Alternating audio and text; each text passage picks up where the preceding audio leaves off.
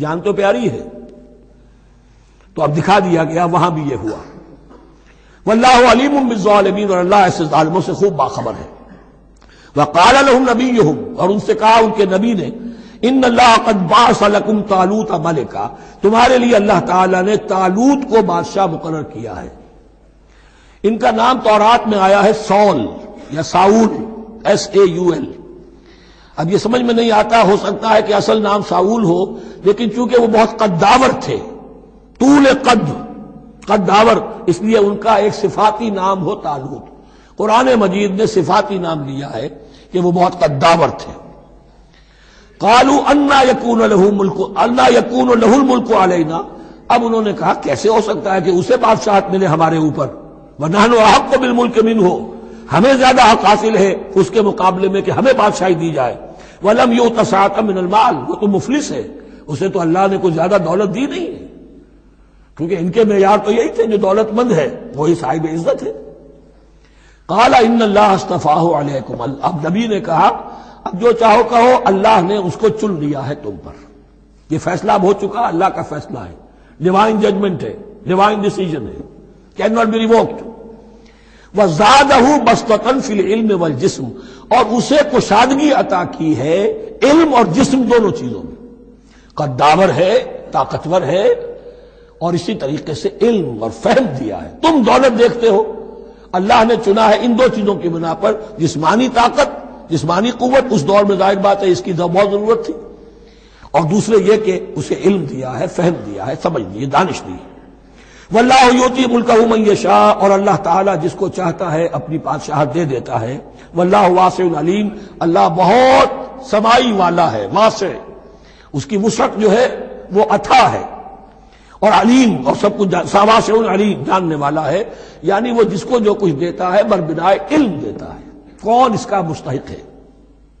وقال لهم نبيهم ان آیۃ ملکہ ان یاتیکم التابوت فیہ سکینۃ من ربکم وبقیۃ مما ترک آل موسیٰ وآل ہارون تحملہ الملائکہ، اور ان سے کہا ان کے نبی نے کہ طالوت کی بادشاہت کی ایک نشانی یہ ہوگی کہ وہ صندوق جو تمہارے سے جاتا رہا چھن چکا ہے، جس میں سکینہ ہے، تمہارے لیے تسکین کا سامان ہے تمہارے رب کی طرف سے، اور بقیت مما ترک آل موسیٰ و آل ہارون، اور کچھ تبرکات ہیں جو آل موسیٰ اور آل ہارون کے اس صندوق میں رکھے ہوئے ہیں، تحملہ الملائکہ، وہ ملائکہ کی تحویل میں ہے. اب ان کی بادشاہی کی علامت کے طور پر وہ صندوق تمہارے پاس واپس آ جائے گا. اصل میں یہ تابوت سکینہ جو ہے یہ ان کا ایک بڑا لکڑی کا صندوق ہے، اب بھی ہے، ان کا دعویٰ ہے کہ موجود ہے، اور مسجد اقصیٰ کے نیچے جو سرنگ ہے اس میں موجود ہے.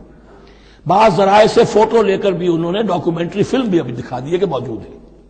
نبوکدنضر نے جب گرایا تھا 586 قبل مسیح میں، جو حضرت سلیمان کا بنایا ہوا ہیکل تھا، اس کے تہخانے میں وہ رہتا تھا، اور وہیں پر جو ربائی تھے وہاں موجود تھے، ربانیین. تو جب گرایا گیا ہے اس کو، ہیکل کو، تو اسی میں وہ دب گئے ہیں.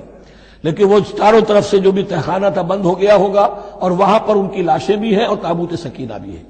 لیکن ہوا یہ تھا کہ جب ان کے پڑوسی ملکوں نے انہیں شکستیں دی تو وہ تابوت سکینہ بھی چھین کر لے گئے. اب اس میں گویا کہ ان کے لیے بہت بڑی بات تھی کہ ان کے لیے کم سے کم ایک دل کی روحانی تسکین کا سامان تھا. ہمارے پاس حضرت موسیٰ کے تبرکات ہیں، عصائے موسیٰ اس میں ہے، رکھا ہوا ہے، اب بھی ہے.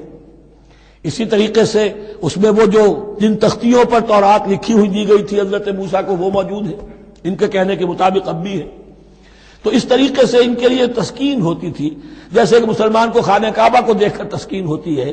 تو فرمایا اس میں تمہارے لیے سکینت بھی ہے، اور تمہارے آل موسیٰ اور آل ہارون کے تبرکات بھی ہیں. تحملہ الملائکہ، اس وقت وہ ملائکہ کی تحویل میں. ہوا یہ کہ جہاں وہ تابوت لے گئے ان کے دشمن، وہاں پلیگ آ گئی. انہوں نے سمجھا کوئی نحوست ہے اس کے اندر جس کی وجہ سے پلیگ آ گئی ہے. انہوں نے ایک چھکڑے کے اوپر اس کو رکھا اور بیلوں کو ہانک دیا، جاؤ جدھر جانا ہے. تو حضرت سموئیل نے ان سے کہا کہ طالوت کا اللہ کی طرف سے نامزد کیے جانا ایک علامت اس کی یہ ہوگی کہ وہ تمہارے تسکین کا سامان جو تم سے چھن گیا تھا، ان کے عہد عمارت میں یا ان کے عہد ملوکیت میں تمہیں واپس مل جائے گا، اور وہ فرشتوں کی تحویل میں ہے.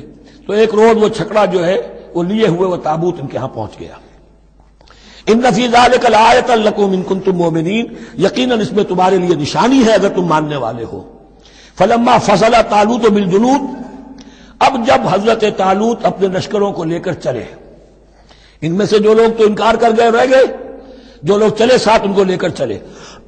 قال ان اللہ مبتلیکم بنہر، انہوں نے فرمایا اپنے لشکر والوں سے اللہ تعالیٰ تمہاری ایک آزمائش کرے گا ایک نہر سے، دریا سے، یہی جو ہے جارڈن ریور جارڈن، اس کو کراس کر کے پھر حملہ کرنا تھا۔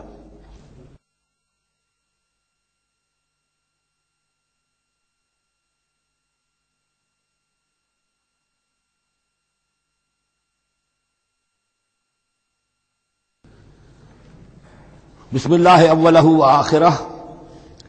فلما فصل طالوت بالجنود، تو جب طالوت اپنے لشکروں کو لے کر چلے، قال ان اللہ مبتلیکم بنہر، تو انہوں نے کہا کہ اللہ تعالیٰ تمہاری آزمائش کرے گا ایک دریا سے، یعنی دریائے اردن۔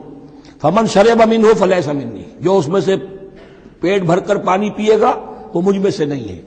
ومن لم یطعمہ فانہ منی، جو اس میں سے پانی نہیں پیے گا وہ میرا ساتھی ہے۔ الا من اغترف غرفۃ بیدہ، سوائے اس کے کہ کوئی صرف اپنے چلو سے اور وہ کچھ وہ ایک گھونٹ لے لے۔ یہ اصل میں ہر کمانڈر کے لیے ضروری ہوتا ہے کہ کسی بھی بڑی جنگ سے پہلے اپنے ساتھیوں کا مورال دیکھے، ڈسپلن کی حالت دیکھے۔ تو جیسے حضور نے بھی غزوہ بدر سے قبل مشاورت کی تھی کہ مسلمانوں ایک لشکر آ رہا ہے جنوب سے کیل کانٹے سے لیس، اور ایک قافلہ آ رہا ہے شمال سے، اور اللہ نے ان دو میں سے ایک کا وعدہ کیا تمہیں ضرور ملے گا، بتاؤ کدھر چلے۔ اندازہ ہو گیا کچھ لوگ جو کمزوری دکھا رہے تھے انہوں نے کہا چلیں جی پہلے قافلہ لوٹ لیں، اور جو لوگ تھے باہمت انہوں نے کہا جو حضور آپ کی ارادہ، جو آپ کا منشا ہو۔ تو یہاں بھی انہوں نے اس سے ٹیسٹ کیا ہے کہ آیا وہ میرے حکم کی پابندی کرتے ہیں یا نہیں کرتے۔ فشربوا منہ، تو ان سب نے، بہتوں نے پیا اس میں سے خوب جی بھر کر، الا قلیلا منہم، سوائے ان میں سے بہت کم تعداد میں۔ فلما جاوزہ هو والذین آمنوا معہ، تو جب گزرے اس دریا کے پار، اترے وہ اور وہ لوگ جو ان کے ساتھ ساتھیہ اہل ایمان رہ گئے تھے، یعنی پہلی سکریننگ پہلے ہو چکی تھی، جو قتال ہی کے منکر ہو گئے تھے، اور اس کے بعد دوسری ہو گئی ہے کہ جو اس چھلنی میں سے نہیں نکل سکے، وہ پانی پی کر بے سدھ ہو گئے۔ یہ ایسا ہی ہے جیسے غزوہ احد میں حضور صلی اللہ علیہ وسلم کے ساتھ 1000 آدمی مدینے سے نکلے تھے اور پھر عین وقت پر 300 آدمی ساتھ چھوڑ کر چلے گئے۔ تو جب انہوں نے دریا پار کر لیا، انہوں نے اور ان کے ساتھی اہل ایمان نے، قالوا لا طاقت لنا اليوم بجالوت وجنودہ، تو انہوں نے کہا کہ ہمارے اندر تو واقعتاً طاقت نہیں ہے کہ ہم جالوت کا اور اس کے لشکروں کا مقابلہ کر سکیں۔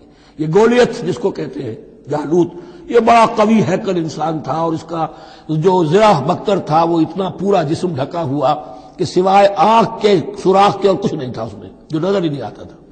تو اس نے مبارزت کی اور کوئی بھی مقابلے پر نہیں آ رہا تھا۔ قال الذين يظنون انهم ملاقو الله كم من فئة قليلة غلبت فئة كثيرة باذن الله، تو کہا ان لوگوں نے جو یقین رکھتے تھے کہ اللہ سے ملاقات کرنی ہے کہ کئی مرتبہ ایسا ہوا ہے، کتنی مرتبہ ایسا ہوا ہے کہ چھوٹی جماعت غالب آ گئی ہے بڑی جماعت پر اللہ کے حکم سے، یعنی آگے بڑھو، ہمت کرو، اپنی جو ہے کم ہمتی کا ثبوت نہ دو، اللہ تعالیٰ کی نصرت سے، اللہ کی مدد سے تمہیں فتح حاصل ہو جائے گی۔ واللہ مع الصابرین، اللہ تو صابروں کے ساتھ ہے۔ ولما برزوا لجالوت وجنودہ، تو جب وہ سامنے آئے جالوت اور اس کے لشکروں کے، برزا ظاہر ہو جانا، سامنے آمنے سامنے آ جانا، اب ادھر ان کا لشکر ہے طالوت علیہ السلام کا اور ادھر وہ جالوت کا لشکر ہے۔ قالوا، اب انہوں نے دعا کی، ربنا افرغ علینا صبرا، اے اللہ ہم پر صبر انڈھیل دے۔ یہ افرغ کا لفظ ہوتا ہے کسی برتن سے پانی اس طرح گرا دینا کسی کے اوپر کہ وہ برتن خالی ہو جائے، گھڑوں پانی ڈال دینا یا کچھ اور برتن میں سے۔ افرغ علینا صبرا، ہم پر صبر انڈھیل دے، صبر کی بارش فرما دے۔